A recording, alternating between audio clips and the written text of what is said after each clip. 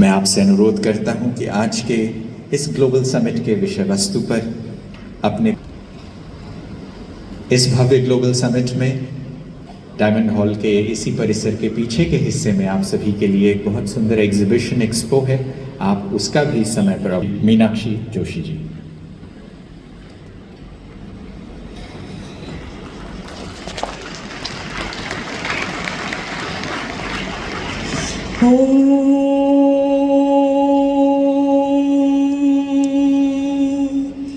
सर्वे भवन्तु सुखिनः, सर्वे सन्तु निरामया, सर्वे भद्राणि पश्यन्तु, मा कश्चित् दुःखभाग् भवेत्।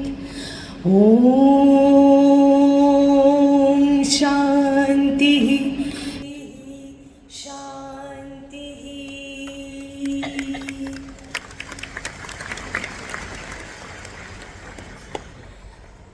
मंच पर आसीन सभी गणों, इस सभागार में मौजूद मेरे प्रिय भाइयों, मेरे बहनों, ब्रह्म कुमारी परिवार से जुड़े हुए सभी सदस्यों को मैं मीनाक्षी जोशी करबद्ध नमन करती हूँ और ईश्वर से ये प्रार्थना करती हूँ सर्वप्रथम कि हम सभी पर अपना उपकार आशीष बनाए रखें, हमें स्वस्थ रखें, सुखी रखें, एक दूसरे का सहयोगी बनाए रखें। आज जो कार्यक्रम का विषय चुना गया है, बड़ा सुंदर विषय है, unity and trust inspiring a sustainable future. Unity यानी एकता, ट्रस्ट यानी विश्वास। ये दो शब्द ही किसी चरित्र, किसी समाज, किसी देश और विश्व के कल्याण की धुरी कही जा सकती है। यदि एकता नहीं होगी तो समाज दुर्बल होगा, लेकिन अगर स्वयं पर विश्वास नहीं होगा तो समाज में एकता तो आ ही नहीं सकती, क्योंकि समाज और देश और विश्व की कल्पना तब की जा सकती है जब आपने अपने स्वयं के चरित्र की और उत्तम चरित्र की कल्पना की हो। संस्कृत का एक बहुत ही सुंदर सूत्र है जो अक्सर कभी जब मैं ध्यान में होती हूँ या आपके जैसे परिवार के बीच में होती हूँ तो मैं कोशिश करती हूँ कि ये सूत्र आप सब तक पहुँचे। ऐक्यम बलम समाजस्य तद भावे स दुर्बला। मैं फिर से दोहराती हूँ, ऐक्यम बलम समाजस्य तद भावे स दुर्बला, तस्मात् ऐक्यम प्रशंसन्ति दृढ़ राष्ट्र हितैषिणः। एकता ही समाज का बल है, एकताहीन समाज दुर्बल है। यदि आप अपना उत्तम भविष्य चाहते हैं तब आपको एकत्रित होना पड़ेगा, एक विषय के लिए एकत्रित होना पड़ेगा। एकता का ये भाव अपने मन में जागृत करना पड़ेगा कि आप अपने लिए, जो अभी थोड़ी देर पहले भाई जी यहाँ पर मंच से कह रहे थे कि जो सबसे छोटी इकाई है वो हमारा परिवार है, उससे बड़ी इकाई हमारा समाज है, उससे बड़ी इकाई हमारा राज्य आप कह लें, फिर वो सीमाओं से बंधा हुआ हमारा देश, हिमगिरी के उत्तुंग शिखर से, जल निधि की लहरों से, नभ से। तो ये जो हमारे देश की सीमा रेखा है और फिर सीमा रेखा से इतर जब हम विश्व की कल्याण की बात करते हैं, ये विश्व की सीमाएं हैं, ये तभी सुदृढ़ हो सकती हैं, सशक्त हो सकती हैं, सबल हो सकती हैं जब हम एकता के एक सूत्र पर काम करें। वो एक सूत्र क्या हो सकता है? वो अध्यात्म हो सकता है।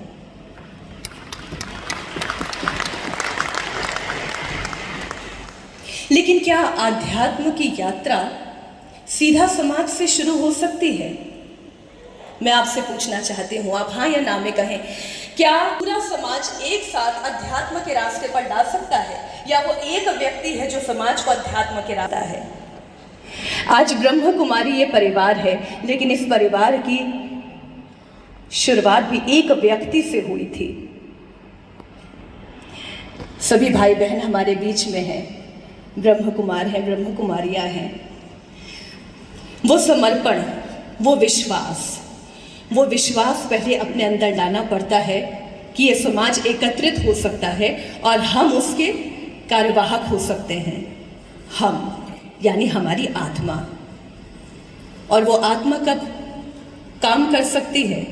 जब हम इस आत्मा को साथ, जब हम उसे जोड़ेंगे। जो ब्रह्म कुमारी यहाँ सिखाते हैं, जोरदार तालियां पहले होनी चाहिए ब्रह्म कुमारी परिवार के लिए। जरा पीछे से भी जोरदार तालियों की करतल ध्वनि से यह सभागार गुंजायमान होना चाहिए। यहाँ पर ब्रह्म कुमारी परिवार की बात हो रही है।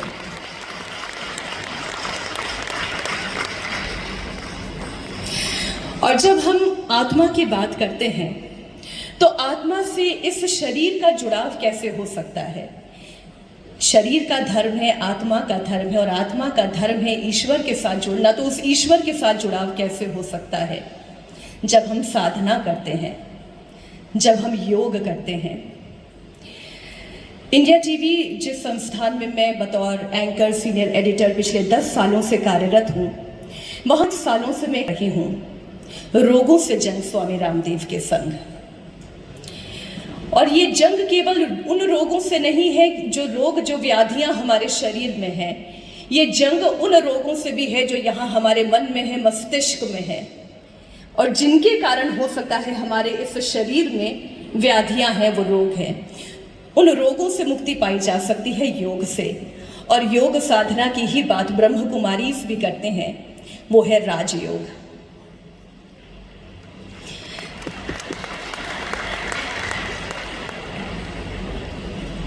हम अपने ब्रेड एंड बटर के लिए बहुत काम करते हैं। हम दिन भर खपते हैं कि हम अपने परिवार के लिए आजीविका कमा सकें। हम अपने शरीर का तो बहुत ध्यान देते हैं, लेकिन क्या हम अपने मन का ध्यान देते हैं? क्या हम अपने मन को पोषित करते हैं?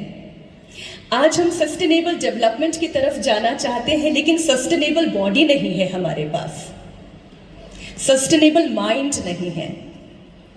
Sustainable development and sustainable developed society, sustainable future starts with a sustainable body and a sustainable soul. और वो केवल योग से हो सकता है। योग का मतलब आध्यात्म है। आज यहाँ मंच पर खड़े होकर आपसे बात कर रही हूँ तो ये भी मेरा योग है, क्योंकि मैं 100% यहाँ आप लोगों के बीच में हूँ। मेरा मन आपके बीच में है, मेरा ये शरीर आप सभी के बीच में। मेरा योग है, ये मेरा अध्यात्म है। जब आप अपने कार्य क्षेत्र में अपने कर्म कॉन्शियसनेस, वो कॉन्शियस लेकर आए कि आप जो भी कर्म कर रहे हैं वो आपके परमपिता परमेश्वर, आपके खुदा, अल्लाह, गॉड ऑलमाइटी, उन समर्पित हैं। आप जिस किसी को भी मानते हैं, आपका कर्म उनके प्रति समर्पित है। जब ये योग आपके साथ चलेगा, ये कॉन्शियसनेस आपके साथ चलेगी, आप अपने आप सस्टेनेबल लाइफ के प्रति आगे बढ़ेंगे। एक छोटा सा उदाहरण देती हूँ। जब हम छोटे थे, आप सारे बुजुर्ग मेरे बीच में हैं, मुझसे बहुत बड़े उम्र में मेरे बीच में हैं। हमारी माताएं डब्बा देती थी। Our mothers used to give us tiffin in a steel box, if you all remember. Steel के डब्बों में हम अपना खाना लेकर जाते थे, लेकिन वो प्लास्टिक ने कब उन स्टील के बर्तनों की जगह ले ली हमें पता ही नहीं चला। आज जब हम यहाँ पर बैठे हैं और एक सस्टेनेबल फ्यूचर की बात करते हैं, ग्रीन अर्थ की बात करते हैं, क्लीन अर्थ की बात करते हैं, तो वो एक प्रयास हम अपने मन से कर सकते हैं कि हमारे किचन में रखे हुए, हमारे बच्चों के स्कूल बैग में रखे हुए, हमारे साथ वो जब हम शॉपिंग करने जाते हैं तो वो जो छोटी छोटी प्लास्टिक की थैलियाँ लेकर जाते हैं, हम कम से कम उसे नो कह सकते हैं। Can we do that? Can we say no to plastic? जब आप ये कहेंगे कि ये तो बात इतने सालों से कही जाती आ रही है, इसमें मीनाक्षी ने क्या नई बात कह दी? क्योंकि इतने समय से हम प्रयास कर रहे हैं, तब भी प्लास्टिक से हम मुक्त नहीं हो पाए हैं। लेकिन अगर हर परिवार ये तय कर ले कि मेरे घर में प्लास्टिक का कोई सामान नहीं होगा, तो मेरा ये अटूट विश्वास है, एक परिवार से 100 परिवार 100 परिवार से पूरा राज्य और राज्य से देश और देश से विश्व प्लास्टिक मुक्त हो सकता है। तो आज 2 निवेदन बस मैं आपसे करना चाहती हूँ कि जब आप अपने दिन की शुरुआत कर रहे हैं, आप अपने मन से जुड़ने की शुरुआत पहले करें। उस मन से आप जुड़ जाएंगे तो आप ऊपर वाले से जुड़ जाएंगे। और जब आप अपने कर्म पर आगे जा रहे हैं तो ये याद रखें कि हम अपने आने वाली पीढ़ी को एक सुंदर धरती देना चाहते हैं, एक सुंदर समाज देना चाहते हैं, और आप नहीं चाहेंगे कि हमारे आने वाली पीढ़ी प्लास्टिक के ढेर पर खड़ी हो। इसलिए sustainable future and sustainable green and clean development की जब हम बात करते हैं, then we have to say no to plastic. So with these words मैं एक बार फिर से करबद्ध नमन करती हूँ आप सभी लोगों को, मंच पर आसीन मेरे सभी अग्रजों को और यहाँ मेरे भाइयों बहनों को। एकता में बहुत बड़ी शक्ति है। सामाजिक एकता का वो सूत्र खुद पर विश्वास से शुरू होता है। खुद पर विश्वास करें, आगे बढ़ें। बहुत बहुत धन्यवाद।